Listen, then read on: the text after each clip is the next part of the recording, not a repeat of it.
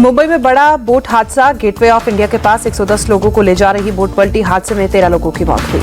मरने वालों में 10 यात्री और 3 नौसेना के लोग। 2 लोगों की हालत गंभीर। नेवी की बोट से टक्कर के चलते हादसा हुआ। नेवी बोट के इंजन की टेस्टिंग के दौरान हादसा। 101 लोगों को सुरक्षित निकाला गया। गेटवे ऑफ इंडिया से एलिफेंट आइलैंड जा रही थी बोट। मृतकों के परिवारों के लिए 5-5 लाख की आर्थिक मदद का ऐलान। मुख्यमंत्री देवेंद्र फडणवीस बोले हादसे की जांच कराएंगे। मुंबई बोट हादसे पर रक्षा मंत्री राजनाथ सिंह ने दुख जताया। ट्वीट कर लिखा, पीड़ित परिवारों के साथ मेरी संवेदना। नेवी और कोस्ट गार्ड रेस्क्यू में जुटी। अम्बेडकर मुद्दे पर कांग्रेस के हमले को लेकर अमित शाह का पलटवार। कहा, कांग्रेस ने तथ्यों को तोड़ मरोड़ कर पेश किया। अमित शाह बोले, सच सामने आने से कांग्रेस दिल मिलाई। इसे अपने पुराने कुचक्र का सहारा लिया। पोल खुलते ही देश और समाज को गुमराह करने लगी। अमित शाह का कांग्रेस अध्यक्ष मल्लिकार्जुन खड़गे पर अटैक। कहा, इसका हिस्सा नहीं होना चाहिए था, लेकिन आप भी राहुल जी के दबाव में आ गए। खड़गे के इस्तीफा मांगने पर अमित शाह का तंज। बोले, मेरे इस्तीफे से उनकी दाल नहीं गलने वाली है। खड़गे जी को कम से कम 15 साल विपक्ष में बैठना होगा। अमित शाह ने कांग्रेस को संविधान और आरक्षण विरोधी बताया। कहा, नेहरू जी ने अम्बेडकर को चुनाव में हराने की साजिश की। खुद को तो भारत रत्न दे दिया, लेकिन बाबा साहेब को नहीं मिलने दिया। अमित शाह बोले, कांग्रेस ने पहले भी मेरा वीडियो एडिट करके फैलाया। इस पर कुत्सित प्रयास के लिए कांग्रेस के खिलाफ कानूनी कार्रवाई कर सकता हूं। अम्बेडकर पर आर पार की लड़ाई में विपक्ष। कांग्रेस ने अमित शाह के आवास को घेराव करने की कोशिश की तो आपने बीजेपी मुख्यालय के सामने प्रोटेस्ट किया। कांग्रेस अध्यक्ष मल्लिकार्जुन खड़गे का अमित शाह पर अटैक। का गृह मंत्री की भाषा आपत्तिजनक थी। उन्होंने बाबा साहेब का अपमान किया। मल्लिकार्जुन खड़गे ने कहा, बीजेपी संविधान को नहीं मानती। ये लोग मनुस्मृति की बात करते हैं, इसलिए कभी संविधान का सम्मान नहीं किया। कांग्रेस अध्यक्ष ने गृह मंत्री अमित शाह का इस्तीफा मांगा। बोले, प्रधानमंत्री को उन्हें तुरंत बर्खास्त करना चाहिए। बाबा साहेब के अपमान पर माफी मांगे अमित शाह। अरविंद केजरीवाल के निशाने पर रहे अमित शाह। कहा, उनके बयान से करोड़ों लोगों की भावनाएं आहत हुई।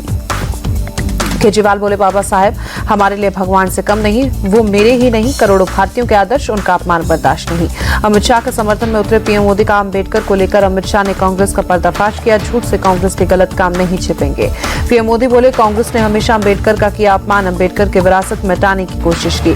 पीएम मोदी ने कहा, झूठ के सहारे कांग्रेस अपने पाप नहीं धो सकती। सच्चाई उजागर होने पर नाटक कर रही है कांग्रेस। नेता प्रतिपक्ष राहुल गांधी का सरकार पर अटैक। कहा, मनुस्मृति मानने वालों को अम्बेडकर से तकलीफ हो। उनके बनाए संविधान को खत्म करना चाहते हैं। अमित शाह के खिलाफ टीएमसी ने दिया विशेषाधिकार हनन का नोटिस। सांसद डेरेक ओब्रायन बोले, गृह मंत्री के बयान से अम्बेडकर और संसद की गरिमा कम हुई। सीएम ममता बनर्जी बोली, अमित शाह के बयान से बीजेपी की जातिवादी और दलित विरोधी मानसिकता उजागर। कांग्रेस नेता दिग्विजय सिंह बोले, बीजेपी आरएसएस का राजनीतिक संगठन है, जिसकी विचारधारा शुरू से ही संविधान विरोधी है।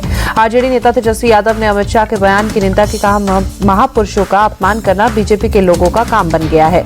निर्दलीय सांसद पप्पू यादव ने कहा, बीजेपी को सिर्फ वोटों की चिंता, इसलिए अम्बेडकर का सम्मान कर रही। सपा चीफ अखिलेश यादव बोले, अमित शाह ने अम्बेडकर के लिए जिस भाषा का इस्तेमाल किया, उससे पता चलता है कि वो कितना सम्मान करते हैं।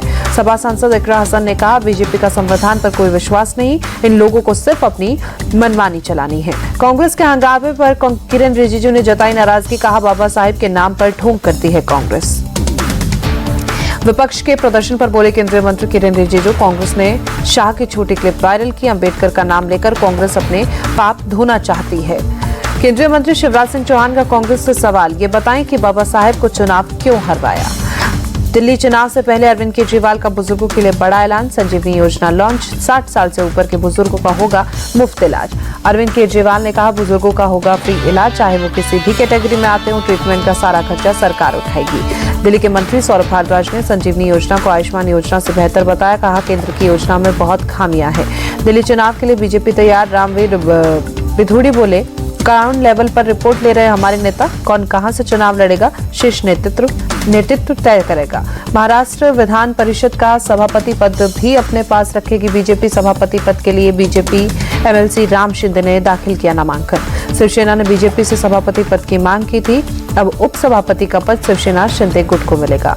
बीजेपी नेता सुधीर मुनगंटीवार ने नाराजगी की खबरों को खारिज किया। कहा, 2 दिन से कार्यकर्ताओं से मिला, इसलिए सदन नहीं आया। शिवसेना प्रवक्ता मनीषा कायंदे की 2 टूक, जो लोग नाराज हैं वो पहले भी मंत्री रहे हैं, इसलिए थोड़ा सब्र रखें। हैदराबाद में कांग्रेस का चलो राजभवन मार्च। मणिपुर और अडानी मुद्दे पर जताई नाराजगी। वन नेशन वन इलेक्शन पर बनने वाली संभावित जेपीसी में कांग्रेस की तरफ से प्रियंका गांधी शामिल हो सकती हैं। सूत्रों के हवाले से खबर। कांग्रेस की तरफ से लोकसभा मनीष तिवारी और सुखदेव भगत और राज्यसभा से रणदीप सुरजेवाला जेपीसी में शामिल हो सकते हैं। एनएचआरसी अध्यक्ष की नियुक्ति को लेकर बैठक मीटिंग में पीएम मोदी, राहुल गांधी शामिल। एक राष्ट्र एक चुनाव पर बोले संजय राउत, देश की संघीय संरचना को खत्म करने की कोशिश। कोशिश, इसलिए हमने इसका विरोध किया। संजय राउत ने बिना नाम लिए पीएम मोदी पर तंज कसा, कहा जिस व्यक्ति के लिए ये बिल लाया जा रहा है वो अपना कार्यकाल पूरा नहीं कर पाएगा। सपा नेता रामगोपाल यादव ने कहा जेपीसी के पास किए बिना one nation one election bill संसद में नहीं आ सकता। One nation one election bill पर आपका विरोध जारी। सांसद संजय सिंह बोले ये बिल देश में तानाशाही लाएगा, सरकारें तोड़फोड़ के जरिए बनेंगी। हरियाणा के मंत्री अनिल विज ने कहा बार बार चुनाव होने से देश का समय खराब होता है, बहुत पैसा लगता है। एक राष्ट्र एक चुनाव को लेकर ज्योतिरादित्य सिंधिया का बयान। प्रधानमंत्री ऐसी नींव रख रहे हैं कि आने वाली कई पीढ़ियां इस कार्यकाल को याद रखेंगी। जाकार्ता दौरे पर नेवी चीफ एडमिरल दिनेश के त्रिपाठी, इंडोनेशियाई सशस्त्र बलों के कमांडर जनरल अगूस से की मुलाकात, रक्षा सहयोग को और मजबूत करने पर चर्चा। 21 दिसंबर से कुवैत के 2 दिवसीय दौरे पर रहेंगे पीएम मोदी। 43 साल बाद होगा किसी भारतीय प्रधानमंत्री का दौरा।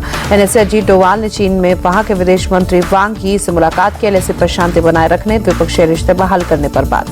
अजीत डोवाल ने चीन के उपराष्ट्रपति हान जिंग से भी मुलाकात की। हान ने कहा दोनों देशों को व्यापार, कल्चर समेत सभी मुद्दों पर बात करके द्विपक्षीय रिश्तों को आगे बढ़ाना चाहिए। किसान आंदोलन पर सुप्रीम कोर्ट में सुनवाई। कहा अगर किसान कोर्ट की बनाई कमेटी से बात नहीं करना चाहते सीधे हमारे पास आ सकते हैं, अदालत के दरवाजे खुले हैं, हम उनकी बात सुनने को तैयार। आमरण अनशन कर रहे किसान नेता जगजीत सिंह डल्लेवाल की तबियत को लेकर सुप्रीम कोर्ट ने चिंता जताई। कहा उनकी जिंदगी बहुत महत्वपूर्ण, उनका स्वास्थ्य रहना जरूरी। डल्लेवाल को लेकर सुप्रीम कोर्ट ने पंजाब सरकार से मांगा जवाब। कहा उन्हें सभी मेडिकल सुविधाएं मिलती रहे, राज्य सरकार ये सुनिश्चित करे। शंभू बॉर्डर से किसानों ने 30 दिसंबर को पंजाब बंद का ऐलान किया। कहा सरकार माने वरना तेज करेंगे आंदोलन। ऑल इंडिया शिया पर्सनल लॉ बोर्ड के सदस्य ने वक्फ संशोधन विधेयक पर बनी जेपीसी के सदस्यों से की मुलाकात। जगदम्बिका पाल बोले हमने उनसे और सुझाव मांगे हैं। संभल के सांसद जियाउर रहमान वर्ग की इलाहाबाद हाईकोर्ट में याचिका एफआईआर खारिज करने की मांग की। हिंसा के लिए लोगों को उकसाने का आरोप। उमर खालिद को कड़कड़डूमा कोर्ट ने 7 दिन की अंतरिम जमानत दी। कजन की शादी के लिए राहत। उत्तराखंड में अगले साल जनवरी में लागू होगा यूनिफॉर्म सिविल कोड, मुख्यमंत्री पुष्कर सिंह धामी ने ऐलान किया। देहरादून में उत्तराखंड निवेश और बुनियादी ढांचा बोर्ड की बैठक, मुख्यमंत्री पुष्कर सिंह धामी भी शामिल। दिल्ली एलजी विनय कुमार सक्सेना ने सीएम आतिशी को लेटर लिखा। 19 से 20 दिसंबर को विधानसभा का सत्र बुलाने को कहा। सीएजी की 14 रिपोर्ट को पेश करने का निर्देश। हैदराबाद में बीआरएस नेताओं का विरोध प्रदर्शन, सरकार ने ऑटो ड्राइवरों के लिए न्याय की मांग की। अगरतला में खेलो त्रिपुरा पैरा गेम्स का उद्घाटन, सीएम मानिक साहा ने कहा ऐसे खिलाड़ियों को प्लेटफॉर्म दे रही है सरकार। शिलोंग में एंटी नार्कोटिक्स टास्क फोर्स के पुलिस स्टेशन शुरू मेघालय के सीएम कॉनरोड ने किया उद्घाटन। कल यूपी के संबल पहुंचेगी एसआई की टीम, मंदिर कुआ और उनसे मिली मूर्तियों की होगी काबंदी। संबल वाराणसी के बाद अलीगढ़ में मिला शिव मंदिर, हिंदुवादी संगठनों का आरोप, मुस्लिम समुदाय ने अवैध कब्जा किया है। कुशीनगर में कड़ी सुरक्षा के बीच मदनी मस्जिद की पैमाइश शुरू, सरकारी जमीन पर अवैध अतिक्रमण कर मस्जिद बनाने का आरोप। यूपी के डिप्टी सीएम केशव प्रसाद मौर्य का सपा पर हमला, बोले उपचुनाव में हार से बौखला गया विपक्ष, इसलिए सदन में हंगामा कर रहा है। एमपी में शराब घोटाले पर कांग्रेस का हल्ला बोल, विधानसभा परिसर में गांधी प्रतिमा के सामने बोतल की माला पहनकर जताया विरोध। पीडीपी चीफ महबूबा मुफ्ती बोले अनुच्छेद 370 हटाकर हमारी पहचान छीनी गई, अब केंद्र सरकार हमारी जमीन छीनना चाहती है।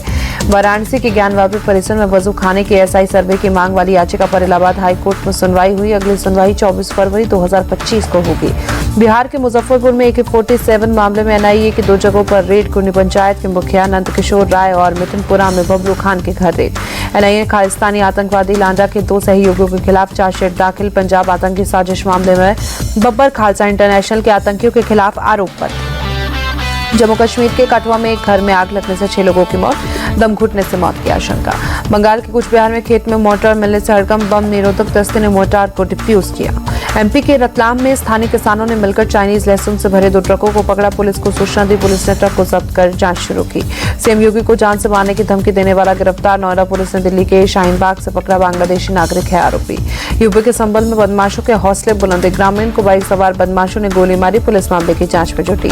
सीबीआई के मदुरै सीबीआई कोर्ट में एक जीएसटी अधिकारी समेत 4 सरकारी अधिकारियों को पेश किया गया। 3.5 लाख घूस लेने का मामला। मनी लॉन्ड्रिंग मामले में ईडी का एक्शन, कोलकाता में कोनका स्टील और पावर ग्रुप के 13 ठिकानों पर रेड, कई आपत्तिजनक दस्तावेज और 4.5 करोड़ की ज्वेलरी के साथ 8 लग्जरी गाड़ियां बरामद। यूपी के गोरखपुर में चला प्रशासन का बुलडोजर, खरैया पोखरा में करीब 15 अवैध ठिकानों को कराया कब्जा मुक्त। मुंबई में सीबीआई का बड़ा एक्शन, रिश्वत लेने के मामले में 2 IRS समेत 7 लोग गिरफ्तार, ड्यूटी फ्री करवाने के नाम पर घूस लेने का आरोप। श्रीनगर में न्यूनतम तापमान -5 डिग्री सेल्सियस, डल झील पर जमी बर्फ। दिल्ली एनसीआर में प्रदूषण का लेवल खतरनाक स्तर पर, ओवरऑल AQI 450 रहा। नेट डायरेक्ट टैक्स कलेक्शन 16.45% बढ़कर 15.82 लाख करोड़ रुपए पर पहुंचा, सरकार ने आंकड़ा जारी किया। यूएस डॉलर के मुकाबले रुपए का भाव 3 पैसे गिरा, एक डॉलर की कीमत 84 रुपए 94 पैसे। शेयर बाजार लगातार तीसरे दिन भी गिरावट के साथ बंद, सेंसेक्स 502 अंक और निफ्टी 137 टूटा। में अश्विन के नाम 106 मैचों में 537 विकेट, 37 बार 5 विकेट हॉल का कारनामा, 8 बार 10 विकेट चटकाए। बतौर बल्लेबाज भी अश्विन का जबरदस्त रिकॉर्ड, टेस्ट क्रिकेट में 6 शतक के साथ 3,503 रन बनाए। फर्स्ट क्लास क्रिकेट में अश्विन के नाम कुल 8 शतक दर्ज। आईसीसी चेयरमैन जय शाह ने अश्विन को बॉल का जादूगर बताया, उन्हें भविष्य के लिए शुभकामनाएं दी। फिल्म लापता लेडीज ऑस्कर की रेस से बाहर हुई, इंटरनेशनल फीचर फिल्म कैटेगरी में चयन हुआ था। इसी कैटेगरी में ब्रिटिश इंडियन डायरेक्टर संध्या सूरी की फिल्म संतोष अंतिम 15 में जगह बनाने में सफल हुई।